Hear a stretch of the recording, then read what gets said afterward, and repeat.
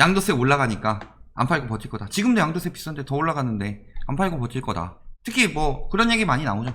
이번 정권은 부동산 못 잡고 다음 때 정권 바뀔 거니까 무조건 뭐 양도세 완화해 줄 거고 막 계속 양도세 완화해야 거래가 된다 이딴 이야기들 하는 인간들 많죠. 뭐 딱 그런 사람들만 골라 섭외해서 그러면은 대부분 얘기하는 게 부동산학과 교수, 그 다음에 뭐 은행 부동산 관련 팀장 또는 뭐 지점장, 중개사들, 그 다음에 부동산 연구소라고 하지만 실질적으로 컨설팅 받고서 해당 중개사랑 연결해서 커미션 받는 연구소들, 유튜브 하면서 중개까지 하는 사람들, 직광고까지 분양 현장 마치 지가 좋은 것처럼 홍보해놓고서 팔아서 뭐 건당 몇백씩 받고, 이런 인간들이 문제죠. 왜 부동산 유튜버들이나 하는 사람들이 제가 막 여기저기 까고 다녔다고 했는데 솔직히 말해볼까요? 다른 유튜버들이 먼저 저희를 까기 시작했어요. 그래서 저희도 반박 영상 만들다 보니까 이들이 하는 거짓말들이 너무 많더라. 그러니까 당연히 저희도 저격 들어가기 시작한 거죠. 특히 영향력이 큰 유튜버들이 하는 말에 대해서 속지 말라고. 근데 왜 저희가 먼저 까이기 시작했어요?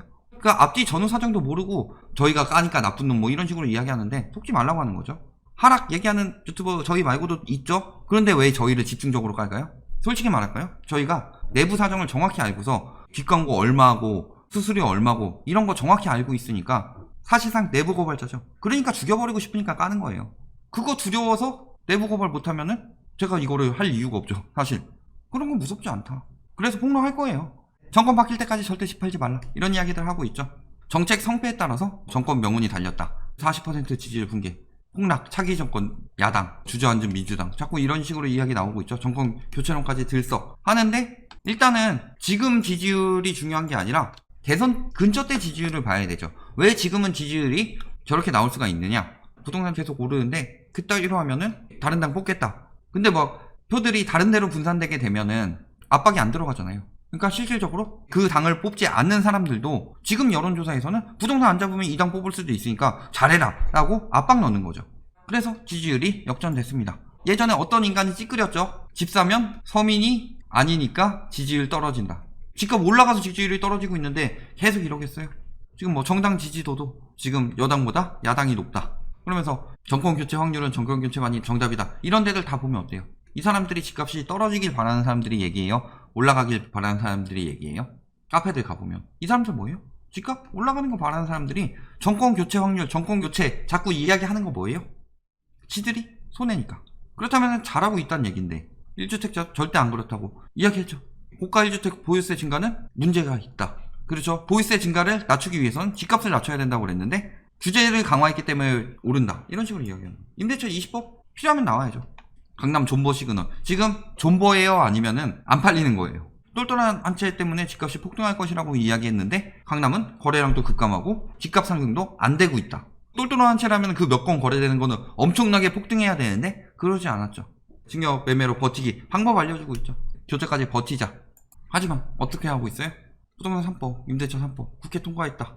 그 다음에 이거 통과했죠. 그 다음에 여기서 양도세 더 늘렸죠. 10억 이상 구간 만들었죠. 3%포인트 더 올라갔죠. 그 다음에 감독기구 지지율 추락해도 후퇴 안 한다. 단언컨대 말하는데 저기서 완화 정책 쓰면은 집값 더 폭등합니다. 잘 생각해 봅시다. 건설사, 언론인, 권력을 가지고 있는 사람들, 서민들이 다주택이 많을까요? 기득권이 다주택이 많을까요? 언론 쪽에서 봅시다. 언론 쪽에서 기득권을 가지고 보도를 할 때 영향을 주는 사람들이 고가주택 혹은 재건축, 다주택 이런 것들 많이 가지고 있죠. 막판에 본인들이 팔아치울 때 집값 굉장히 띄우겠죠. 부동산 총공세를 하고 있는데도 버틴다 계속 이야기하는데 버틸 수 있어요. 취득세 일단 지들이 집을 늘릴 수가 있냐? 10배 가까이 뛰죠. 증여할 때도 엄청나게 많은 취득세를 물린다. 증여 이제 앞으로 하겠어요? 보유세 1주택자 그렇게 많이 안 오르죠. 이것도 그나마 고가주택이기 때문에 많이 오르는 거죠. 2주택 100% 뛰죠. 버틸까요? 올해 5,600만 원이죠. 내년에 얼마 될까요? 1억 넘어갈 것 같죠? 버티게 된다면. 그리고 양도세도 내년 6월 이후 팔게 되면은 1억씩 더 내야 된다. 그러면은 언제가 팔기 가장 좋은 때예요? 지금이다 지금. 그러니까 지금 계속 가격 띄우고 있는 거다. 집값이 올라가던 시기가 언제였어요? 2008년까지 올라갔죠. 강남 상고 같은 경우는 2007년부터 떨어지기 시작했는데 그리고 집값이 언제까지 떨어졌어요? 2013년까지 떨어졌죠. 그리고 2014년에는 소폭 오르고 있었는데 2015년부터 폭등했죠. 여기서 알 수 있는 거 첫 번째, 집값이 폭등하고 있을 때 2008년이 막바지였죠. 자가 보유율, 자가 점유율이 어떻다? 높죠. 그리고 집값이 떨어질 때 떨어진다. 집값이 올라갈 때 다주택들이 실수요들에게 떠넘기면서 판다. 그리고 집값이 떨어질 때 실수요들의 매물을 사재기 한다. 지들이 팔아치우는 동안 집값을 계속 띄우는 거죠. 제가 뭐라고 그랬어요? 2017년 말에 왜 비트코인에 갑자기 엄청난 자금이 유입되었을까요? 그때부터 규제 강화될 거 알고, 부동산은 중요한 거는 얼마에 파느냐보다 언제 파느냐죠. 팔 수 있을 때 파는 게 좋죠. 1, 2년 더 오르더라도 어깨에서 팔면 그게 최고잖아요. 어깨가 언제였다? 많이 팔고 그 자금이 비트코인으로 유입됐다 라는 거죠. 그 다음에는 2018년에도 많이 팔았죠. 그리고 9.13 이후 사실상 꽤나 많이 팔았는데 남은 인간들이 있다. 그러니까 2019년에 계속 띄운 거죠. 아직도 덜 팔았죠. 대출이 규제되니까 팔 수가 없으니까 안 팔리고 있는 거고, 영끌을 유도해서 실수요들에게 사도록 만드는 동안 다주택자들은 팔고 빠지고 있다. 그런데 저런 말에 넘어가서 내가 여태까지 부동산으로 돈을 못 벌었으니까 앞으로 계속 오를 거니까 집을 사고 힘들게 증여를 넘기고 해서 버티도록 하자라고 유도해서 집값을 버티도록 하고, 진짜 정보 빠르고 지들 기득권들은 팔고 빠지고 있다. 저런 거에 넘어가면 안 된다는 거죠. 저들이 어느 정도 다 팔아서 이제 지금쯤 괜찮겠다 싶으면은 여론이 어떻게 바뀔 것이냐. 그리고 그렇게 되기 전에 여론을 바꾸기 위해서 보통 그게 한 정권 정도 간단 말이죠. 그러니까 다음 정권 돼서 보통 떨어지기 시작했죠. 언론들이 계속 저렇게 조장을 하니까. 그러니까 아예 그들마저도 지금 당장 내놓게 하도록 보유세를 엄청나게 강화했고, 그러니까 이번에는 다음 정권 넘어가기 전에 올해 하반기부터 내년 상반기까지 먼저 폭락이 일어나기 시작할 거다. 제가 그렇게 이야기를 하는 거잖아요. 저들도 그때는 급매물 안 내놓고서 계속 언론 플레이 한다고 돼요? 그러기에는 저들이 팔아치워야 하는, 막 법인 좋아요, 임대사업자 좋아요 하면서 이제서야 부동산 시장에 유입되는 사람들한테, 자기들 말로는 영끌에서 투자하는 사람들한테 진짜 기득권들은 팔아치우면서 빠졌어야 되는데 그게 먼저 막혀버렸다. 영끌에서 하는 사람들 지금 법인도 빨리 내놔야 되죠. 영끌 다주택자들 법인 빨리 내놔야죠. 매물. 그러니까 그들이 매물 내놓기 시작하면 떨어지는 건 막을 수가 없죠. 문제는 정책을 내놓고서 이런 이야기에 대한 뒷설명이 뒷받침돼야 되는데 그런 설명이 없으니까 언론에서 마음껏 활개를 친다. 사실상 그것을 자료까지 보여주면서 설명해주는 그런 게 지금 다른 정책들보다 더 필요한 상황이죠. 사실상 저희가 거의 그런 역할을 하고 있는 거고, 정부의 나팔수가 아니라 정책의 효과에 대해서 정확한 이야기. 왜냐면은 기득권들 혹은 부동산으로 돈 벌어먹고 있는 인간들, 이런 인간들이 눈을 가리니까 저희가 그 역할을 하고 있는 거죠. 그러면서도 맨날 뭐라고요? 진보 정권에서 부동산 더 오른다. 통계로 증명된 부동산 규제 역선. 통계로 증명된 거 볼까요? 완화 정책이죠. 이전에 노태우 정부 때 억제 정책 했었죠. 그러니까 많이 안 올랐죠. 그 다음에 또 완화 정책 했죠. 또 완화 정책 하니까 다음에 더 올랐죠. 그 다음에 여기서 규제 정책 했다. 규제 정책 하니까 다음에 작살났죠. 여기서 완화 정책 하니까 다음 정부 때 오른 거죠. 그리고 여기서 한층 더 완화 정책 하니까 이번 정부 때 또 오르는 거다.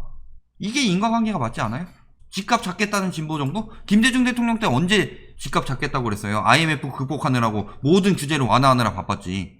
그러니까 좌파 우파 나누고 있는 거죠. 언론에서. 근데 사실상 보면 어떻다? 보통 부동산 같은 경우는 뭐 공급이든 뭐든 모든 규제가 차츰차츰 이뤄지면서 완성이 되기까지 오랜 시간이 걸리기 때문에 보통 그 효과가 다음 정부에서 나타난다 라고 그랬죠.